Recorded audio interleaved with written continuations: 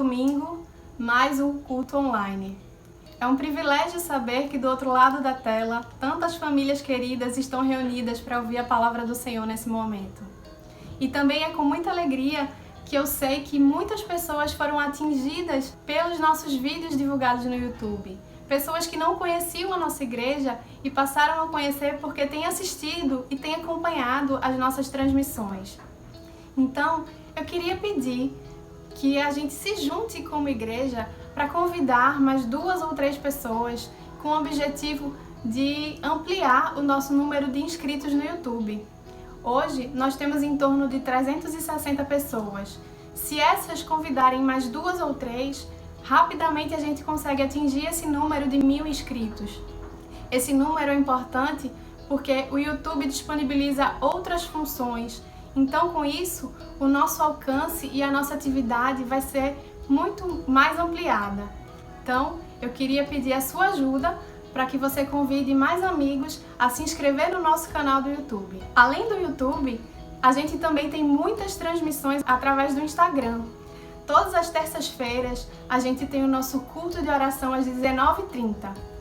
É um privilégio poder participar junto com os irmãos, trocar as mensagens, saber que cada um está bem, ou poder compartilhar os nossos pedidos e agradecimentos. Tem sido momentos preciosos. Nas quintas-feiras, no Instagram também sai um vídeo do Koinonia Mais Perto.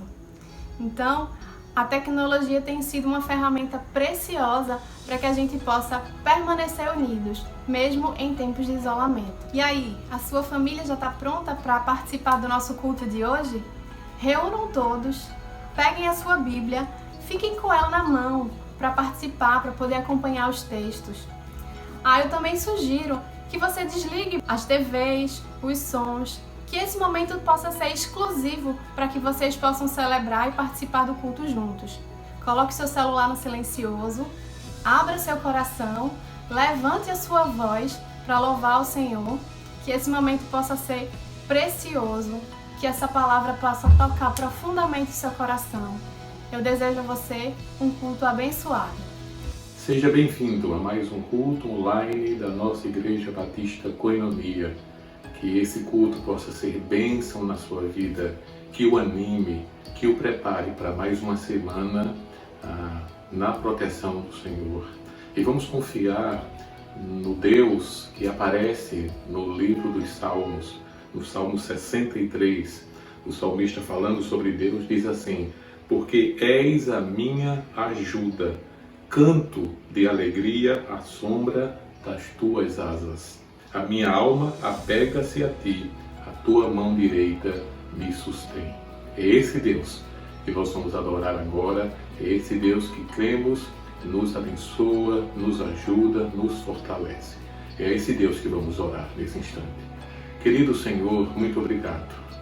Obrigado pela tua bondosa mão direita que nos sustenta.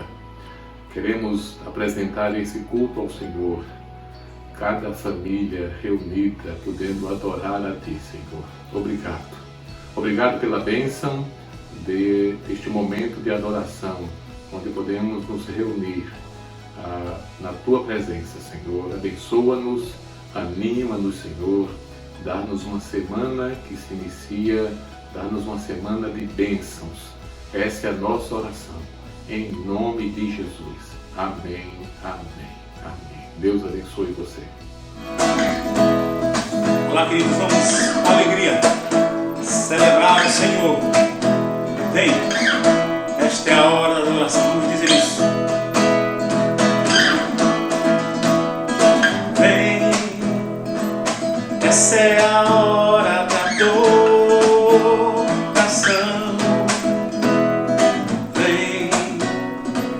Dar a Ele teu coração.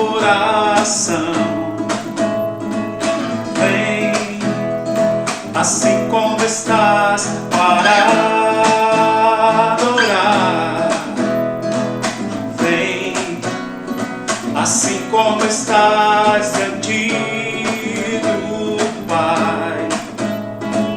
Vem, toda língua cante. Toda língua confessará ao Senhor, todo joelho se dobrará. que a ti escolher, o tesouro maior terá. Toda língua confessará ao Senhor, todo joelho se dobrará. Mas aquele que a ti escolher, o tesouro maior terá. Vem, vem, vem.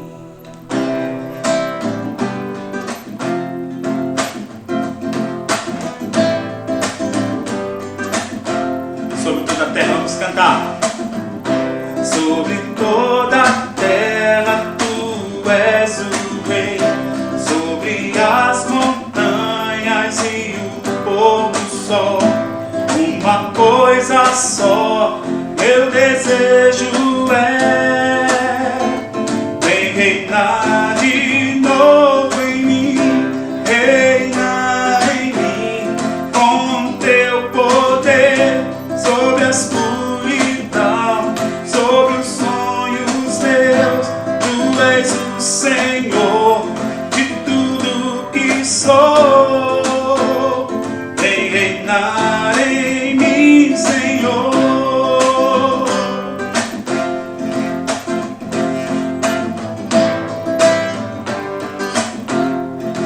Sobre o meu pensar, vamos cantar?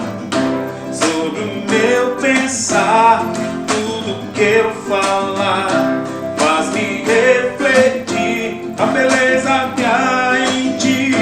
Tu és para mim mais que tudo aqui.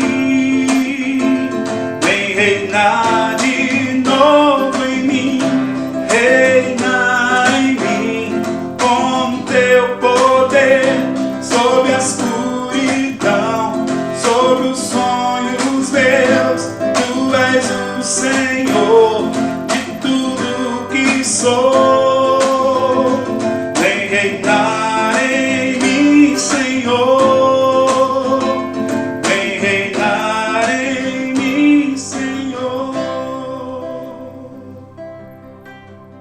Vamos fazer agora a dedicação das nossas ofertas, dos dízimos e das ofertas. Eu louvo muito a Deus pela fidelidade dos irmãos e das irmãs, e mesmo não tendo a reunião dos nossos cultos no prédio onde fazemos o recolhimento das ofertas, mas irmãos e irmãs têm sido sensíveis e fiéis ao Senhor, fazendo a sua oferta na nossa conta bancária, no Bradesco, mas também alguns têm trazido a oferta à igreja e lá têm feito a sua dedicação. Vamos então continuar. Louvo a Deus porque mesmo sem os cultos presenciais, nós continuamos o trabalho que a Koinonia desenvolve lá no Arco Verde, lá em Triunfo, os trabalhos missionários que a igreja tem, os outros trabalhos missionários, como também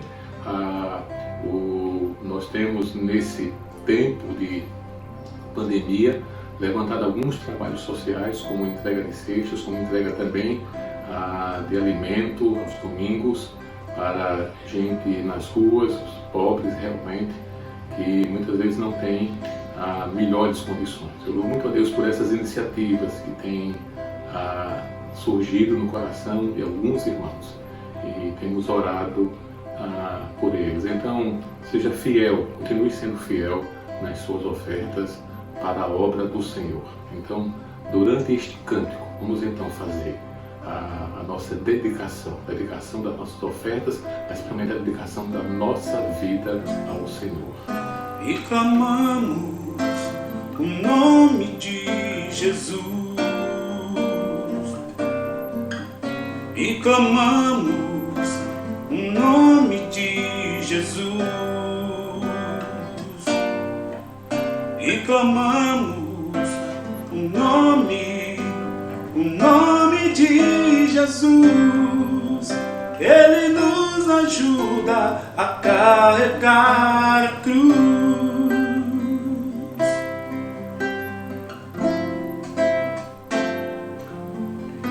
Há momentos que na vida pensamos em olhar para trás.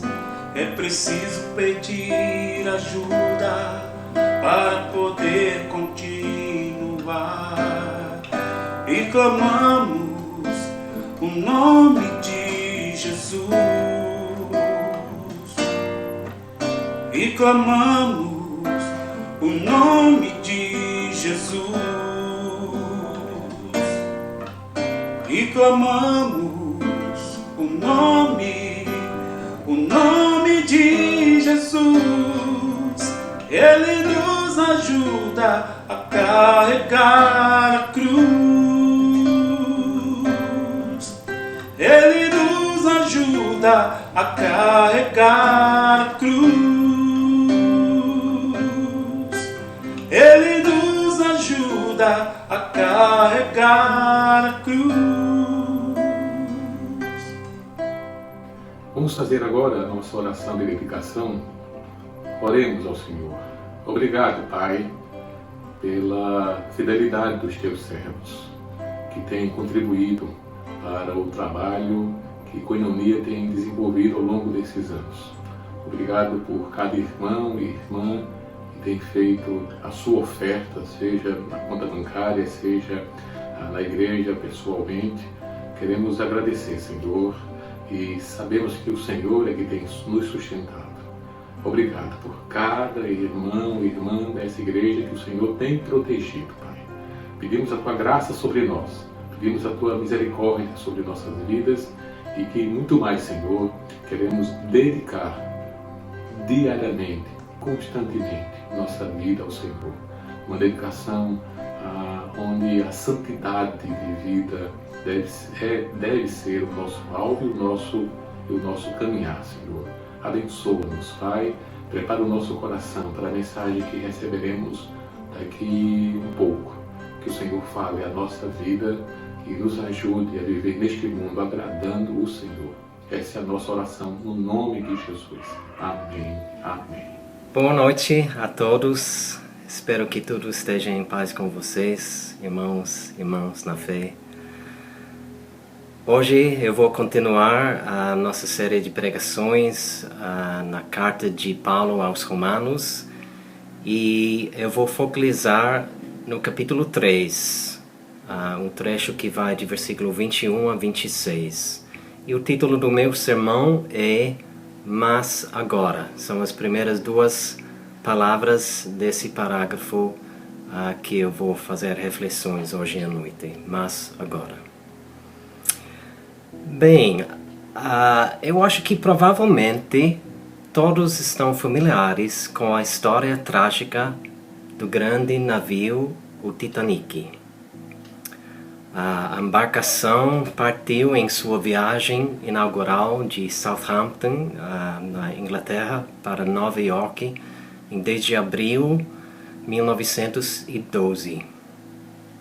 O Titanic já havia percorrido quase 3.600 quilômetros por volta da noite de 14 de abril, quando ele colidiu com um iceberg às 23h40 da noite e afundou na madrugada do dia seguinte, com mais de 1.500 pessoas a bordo, sendo um dos maiores desastres marítimos em tempos de paz de toda a história.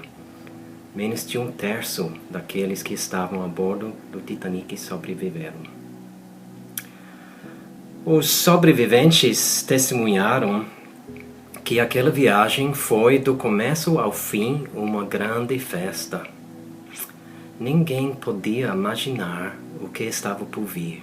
Ninguém tinha ideia de que o navio estava condenado, que eles estavam condenados a morrer nas águas geladas do Oceano Atlântico.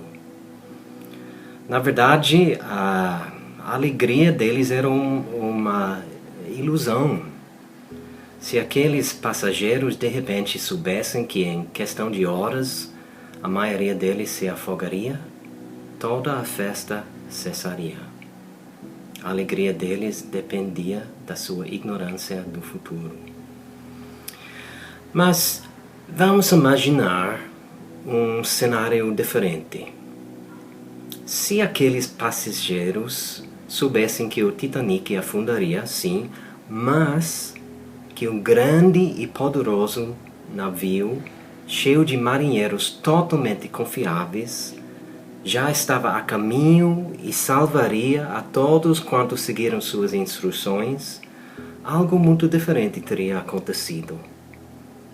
Com certeza, as festas alegres parariam e uma grande seriedade se espalharia pelo Titanic. Mas haveria um tipo diferente de alegria, um profundo sentimento de gratidão pelos resgatadores, os socorristas, e um profundo sentimento de esperança de que, embora vidas perdessem, muitas vidas seriam salvas. Provavelmente alguns negariam a notícia dizendo: não estamos condenados a naufragar, é mentira das autoridades, vamos continuar festejando. Outros aceitariam talvez a notícia mal, mas entrariam em pânico com descrença, duvidando da promessa de um grande navio de resgate. Mas outros responderiam com gratidão e esperança, confiando na promessa e realizando grandes atos de amor em preparação para a destruição vindoura. E você? Se fosse você naquele navio condenado, qual teria sido sua reação? Vamos abrir nossas Bíblias no 3º capítulo da Carta de Romanos. Nesses primeiros 3 capítulos da Carta aos Romanos, o apóstolo Paulo, com muitos detalhes, nos explica que toda a humanidade está condenada. Olha, por exemplo, os versículos 9 a 20 do capítulo 3, só olhando rápido. Talvez na sua Bíblia tenha o subtítulo Ninguém é Justo. E aqui Paulo cita pelo menos 8 textos do Antigo Testamento por martelar esse ponto. Ninguém é justo. Todos nós somos condenados por causa do nosso pecado. Todos nós somos como passageiros ao caminho de uma colisão com iceberg. Tanto judeus quanto gentios, com religião, sem religião, todos pecaram. Todos estão condenados diante de Deus. E é verdade que muitos, como Paulo fala aqui em capítulo 2, não percebem. Estão festejando, sem perceber o perigo que vem na frente, no futuro. Mas agora, é o parágrafo que vamos estudar hoje. Versículo 21 começa, mas agora. Paulo já deu, nesses primeiros capítulos, a má notícia. Todos estão condenados, mas agora ele quer anunciar a boa notícia. Há um navio de resgate a caminho. Estamos condenados, mas poderíamos ser salvos. E isso é que a passagem 21 a 26 que eu quero refletir hoje. É um parágrafo tão especial que é quase famoso na igreja, que explica tão claramente como Deus faz esse grande resgate, que é nossa salvação. Então vamos ler versículos 21 a 26 de capítulo 3. Romanos 3, 21 a 26.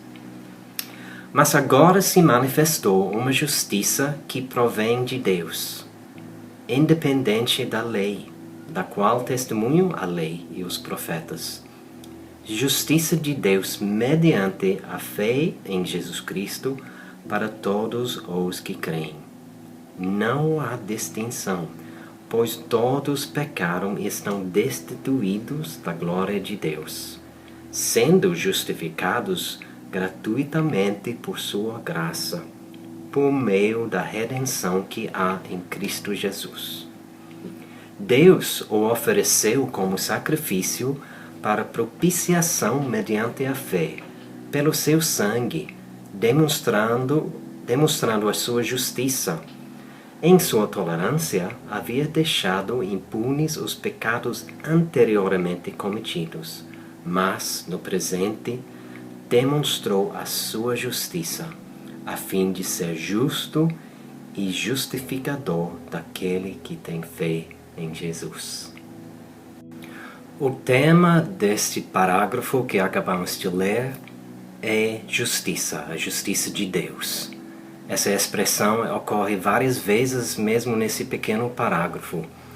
E todo esse parágrafo, essa passagem, tem a ver com a maneira como uma pessoa pode ser considerada justa diante de um Deus santo. Desde que nossa condição seja tão infeliz quanto Paulo demonstrou nos primeiros 3 capítulos até agora.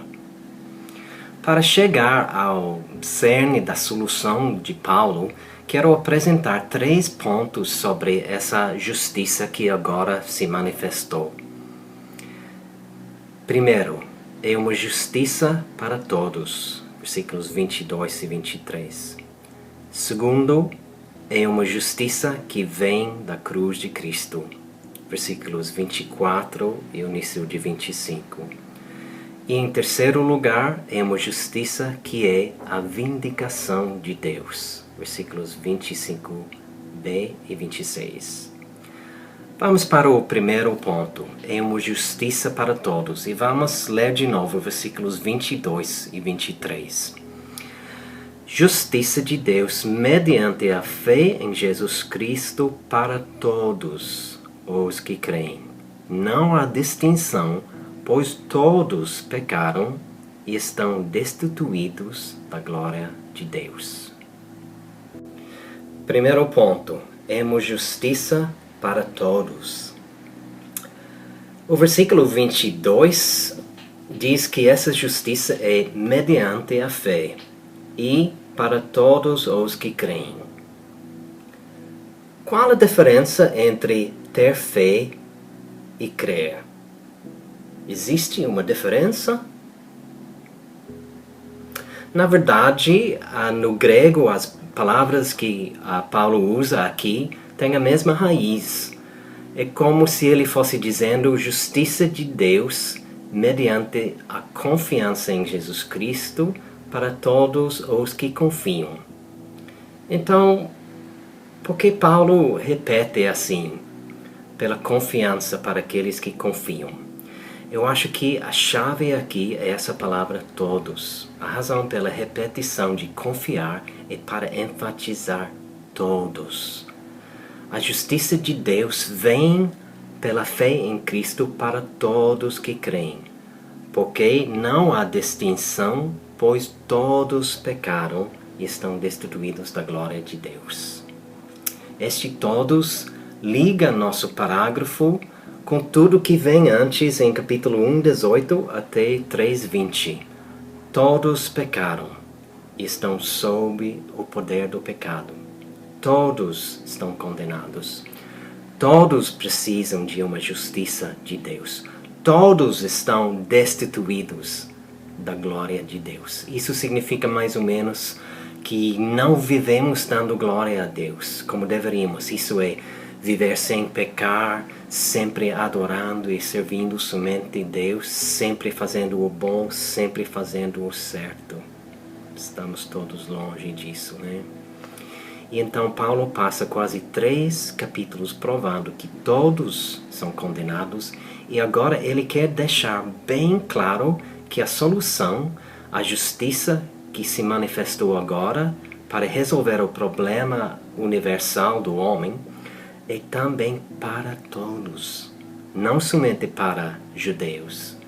E isso é algo novo, surpreendente, diferente, mas agora todos estão culpados diante de Deus e a cruz de Cristo é a única esperança para alguns, não, para todos. Vamos ter um momento de reflexão, uma pausa para refletir sobre o que essa grande verdade significa para nós. Essa abrangência incrível da justiça de Deus para todos. Talvez você vai pensar sobre aquelas cenas incríveis que encontramos no livro de Apocalipse, no último da Bíblia, que fala sobre o fim de todas as coisas. Por exemplo, capítulos 4 e 5, que descrevem um dia maravilhoso no futuro, quando uma multidão sem número, gente de todo tribo, língua, povo e nação, ficarão a pé ao trono de Deus, adorando a Deus. Tão incrível, é difícil imaginar isso, não é? E parece bem longe da nossa realidade, não é?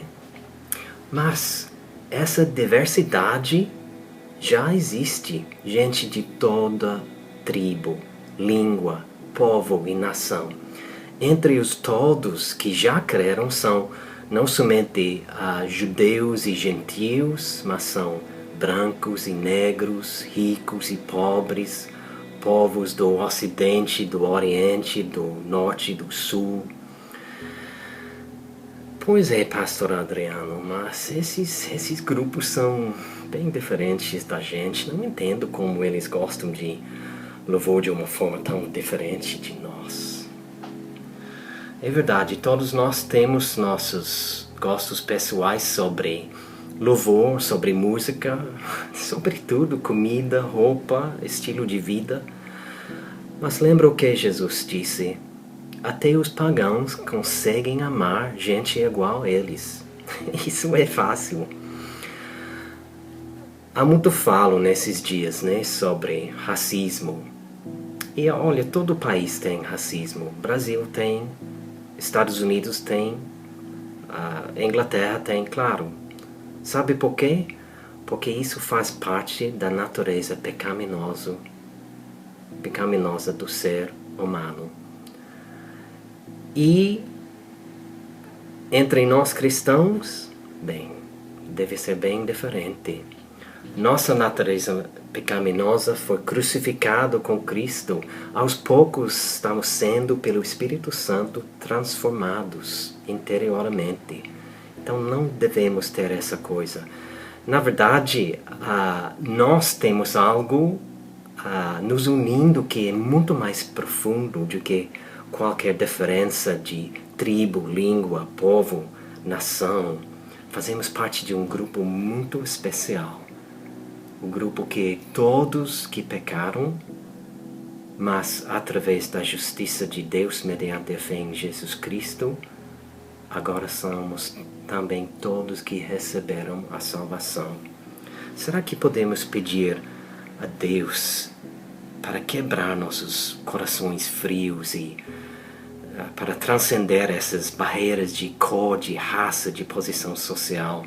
Será que a igreja não pode se tornar um exemplo vivo da incrível diversidade que é a justiça de Deus mediante a fé em Jesus Cristo para todos os que creem? Pense sobre isso. E vamos agora para o segundo ponto, que mostra algo de como Jesus foi designado por Deus como o único remédio para a culpa universal humana. Vamos ler de novo o versículo 24 e o início de 25. Agora é o segundo ponto, é uma justiça que vem da cruz de Cristo. Sendo justificados gratuitamente por sua graça, por meio da redenção que há em Cristo Jesus. Deus o ofereceu como sacrifício para propiciação mediante a fé pelo seu sangue. É uma justiça que vem da cruz de Cristo. Eu gostaria de focalizar em somente 3 palavras nessa sessão, a saber, justiça, redenção e propiciação. Palavras um pouco complicadas, sim, mas vale a pena entender melhor o que significa. O autor, o teólogo John Stott, uma vez escreveu algo que eu achei muito útil. Ele disse: justificação é o que acontece no tribunal. Redenção é o que acontece no mercado. Propiciação é o que acontece no templo. Então vamos usar essa estrutura para nos ajudar. Vamos lá, justificação. Justificação é o que acontece no tribunal. O que significa quando fala aqui que somos justificados gratuitamente por sua graça? Esse termo justificado designa o que acontece quando alguém crê em Jesus Cristo como Salvador. Podemos dizer de uma perspectiva negativa, Deus declara a pessoa não culpada. Ou de ângulo positivo, Deus declara a pessoa justa. Cancela a culpa do pecado da pessoa e acredita a justiça em sua conta. Embora todos sejam pecadores e não filhos, Deus declara-nos não culpados, mas justos. Isto é, todos os que depositaram a confiança em Cristo. E essa declaração do tribunal é válida porque Cristo morreu para pagar completamente a pena do nosso pecado. Justificação vamos dizer, é o oposto da condenação. É o juiz considerando o acusado inocente, mesmo que ele não seja inocente, porque é a justiça de Cristo que é creditado ao cristão como pertencente a ele. E tudo isso, Paulo fala, é gratuitamente, como dádiva, em troca de nada, por sua graça. Que maravilha, não é? Sou justo nos olhos de Deus, inocente dos meus pecados. Eu devo viver assim. Deixa-me dar mais uma pausa para falar um pouco mais sobre isso, o que eu acabei de falar. Sendo justo nos olhos de Deus, eu devo viver assim. Um filho reto, justo de Deus. Tem dois tipos de fingir. Tem o fingir que quer enganar pessoas sobre algo, mas também existe um tipo de fingir que é bom, sabia? Deixe-me explicar.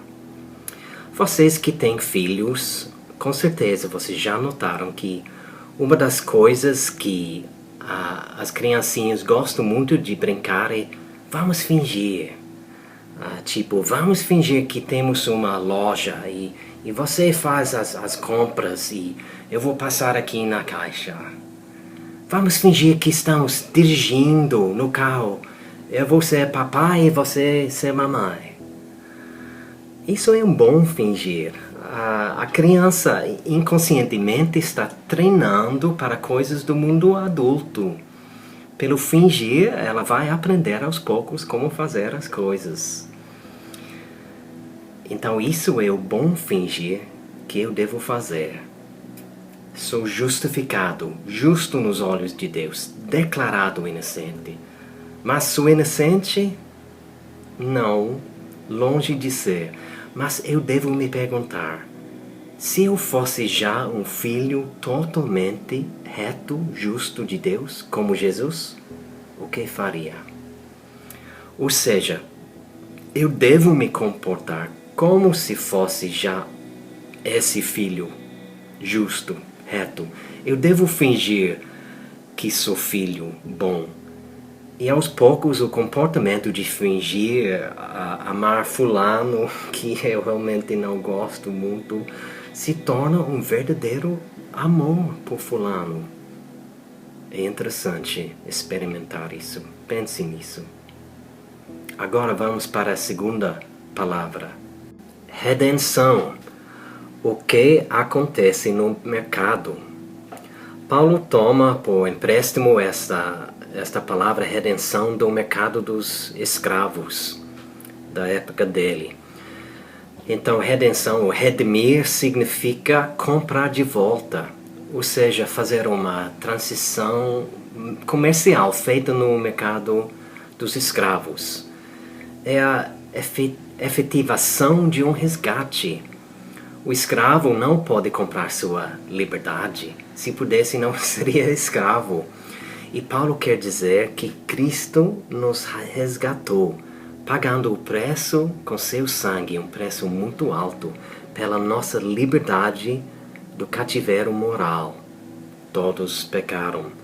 Pelo nosso livramento da escravidão do pecado, a morte de Cristo pagou o resgate. Isso é o que significa redenção.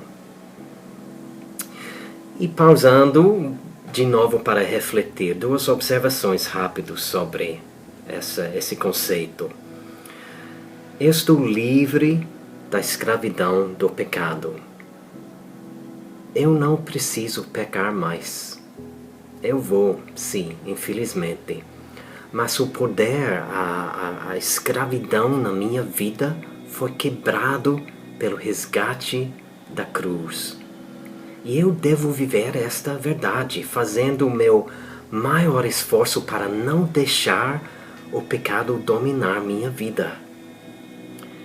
E, em segundo lugar, se lembre que os resgatados agora pertencem ao resgatador, a quem efetuou a redenção, em nosso caso, Cristo. Ou seja, eu era o escravo do pecado, agora sou escravo de Cristo.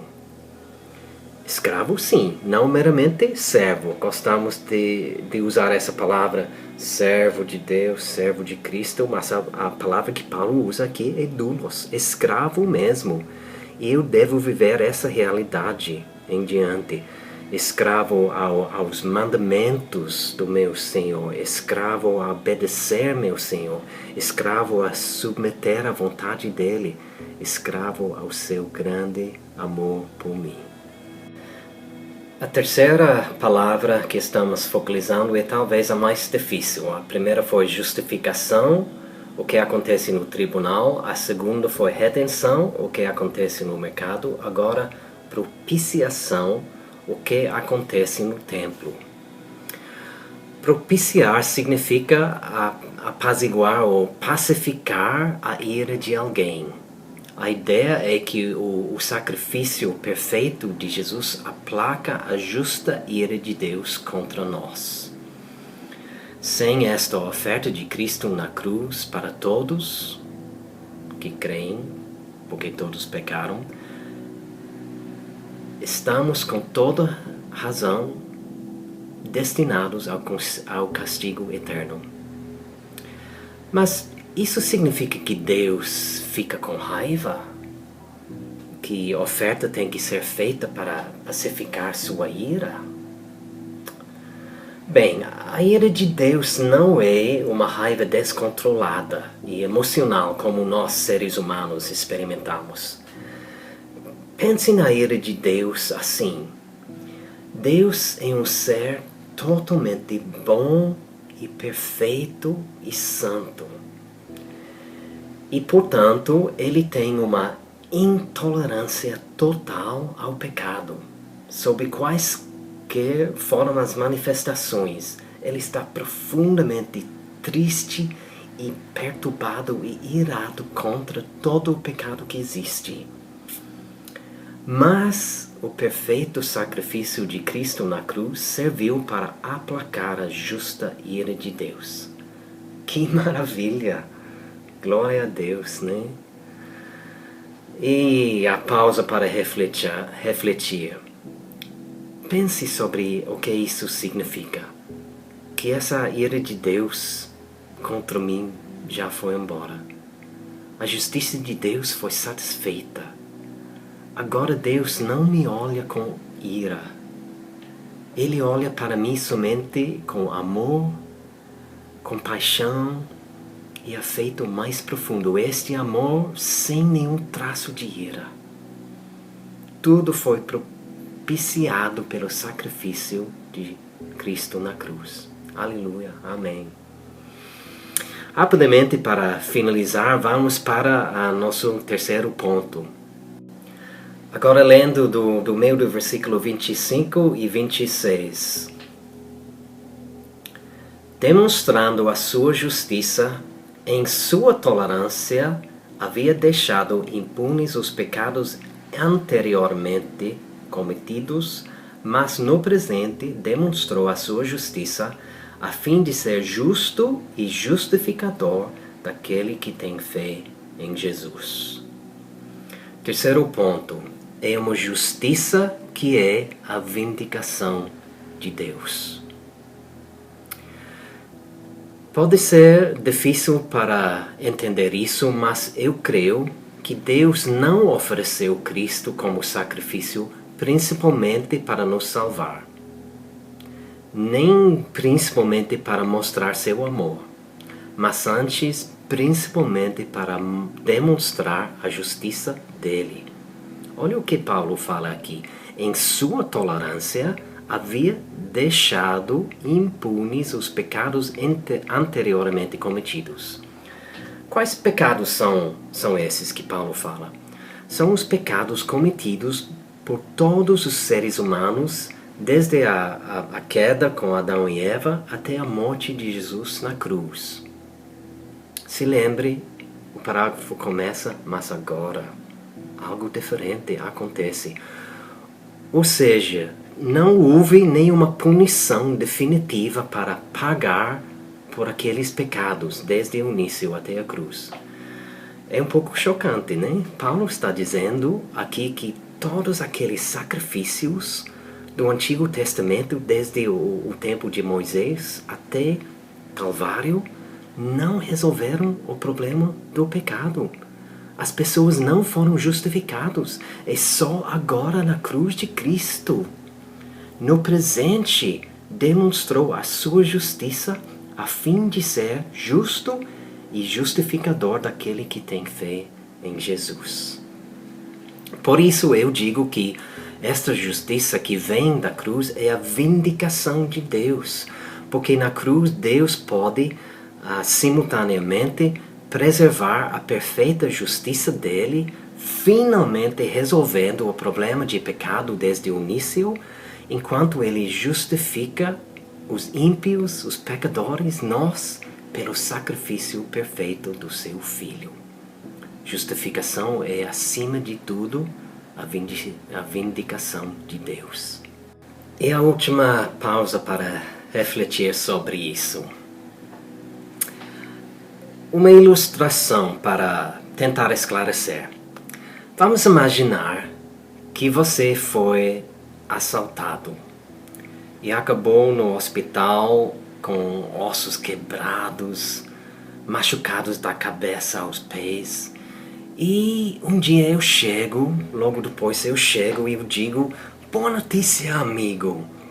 Achei os rapazes que assaltou você, eu já perdoou todos eles. Já está tudo terminado, não vai ter punição, nada. Você ficaria feliz com essa notícia? Claro que não. Você vai dizer para mim: o que direito você tem de perdoar as ofensas contra mim? É assim com o problema de pecado. Eu peco contra você. Sim, você sofre. Fulano peca contra mim, eu sofro. Mas, ultimamente, todo pecado é uma ofensa contra Deus. Todo pecado é pecado contra Deus, um Deus santo e perfeito. Davi grita em Salmos 51, versículo 4: contra ti, só contra ti pequei e o fiz o que tu reproves. O que, Davi? Acho que Davi pecou muito contra Urias, o marido de Batseba, quando Davi organizou o assassino dele. Não é? Sim, mas Davi percebe que, diante de um Deus santo e perfeito, ultimamente todo pecado é contra Deus. E por isso que pecado é um problema que Deus quer resolver. Não somente para nos salvar, que é maravilhoso, não somente para nos mostrar o grande amor dele que nos faz ficar apaixonado com ele, mas para ser justo e justificador daquele que tem fé em Jesus. Uau! Que parágrafo impressionante, não é? Que fala sobre essa justiça de Deus. É uma justiça para todos. É uma justiça que vem da cruz de Cristo. É uma justiça que é a vindicação de Deus. E sabe o melhor de tudo isso? Esta justiça provém de Deus. A justificação provém de Deus através da obra de Cristo. A redenção vem de Deus. A propiciação vem de Deus. Um dia a nossa glorificação lá no céu virá de Deus. Nada posso, nada tenho de fazer além de colocar minha fé somente em Jesus Cristo. Agora eu estou livre para focalizar minhas esforços em desfrutar de Deus, buscando a santidade e ministrando a maravilhosa graça de Deus aos outros. Durante meus dias piores de pecado e fracasso, este parágrafo, esses versículos me encorajam com a graça implacável de Deus, porque apesar de mim, sou justo nos olhos de Deus por causa de Cristo. Durante meus dias melhores de vitória e de produtividade, esses versículos, esse parágrafo me lembra que é tudo por causa da justiça de Jesus Cristo através da cruz e não minha. Que parágrafo maravilhoso. Pense, medite sobre isso durante a semana. Amém? Boa noite e uma boa semana com Cristo para todos. Boa noite, graça e paz. Queria agradecer a Deus pela presença de cada um de vocês que acompanharam o nosso culto nessa noite. Que o nosso Pai Celestial possa nos dar uma semana plena da sua misericórdia e graça em nossas vidas. Que você continue a buscá-lo em todo o tempo, que você possa buscar essa comunhão e intimidade com o nosso Deus. E eu gostaria de trazer um breve versículo que se encontra no livro de Isaías, capítulo 64, verso 4, onde a palavra de Deus nos diz: porque desde a antiguidade não se ouviu, nem com ouvidos se percebeu, nem com olhos se viu Deus além de ti, que trabalha para aqueles que nele esperam. Eu queria que você nesse momento pudesse ter um coração grato a Deus por tudo que Ele tem feito por nós, mesmo em meio a esse contexto de pandemia, mas eu tenho a firme e plena convicção de que o nosso Deus continua a cuidar de nós, que o nosso Deus continua a ser o provedor de todas as nossas necessidades. E eu gostaria de convidar você nessa hora para orar juntamente comigo, que você possa ir no seu lugar, na sua casa, onde você estiver, fechar os seus olhos e nós estaremos orando juntos. Amém? Santo e amado Pai, nós te agradecemos por mais um dia que Tu tem nos concedido, por esse culto que Tu nos permitiste, ó Pai, aprender um pouco mais da Tua Palavra e juntamente com outros irmãos poder louvar ao Teu nome. Nós te agradecemos por tudo que Tu já tens feito e pedimos que Tu continues a nos livrar de todo o mal. Dá-nos uma semana plena da Tua graça e misericórdia, que possamos buscar cada vez mais intimidade contigo e que tudo o que fizermos, ó Deus, seja para a Tua honra e para a Tua glória. É assim que nós te agradecemos por tudo, te pedimos em nome do Teu Filho amado Jesus. Amém. Uma ótima semana, meu irmão. Deus te abençoe.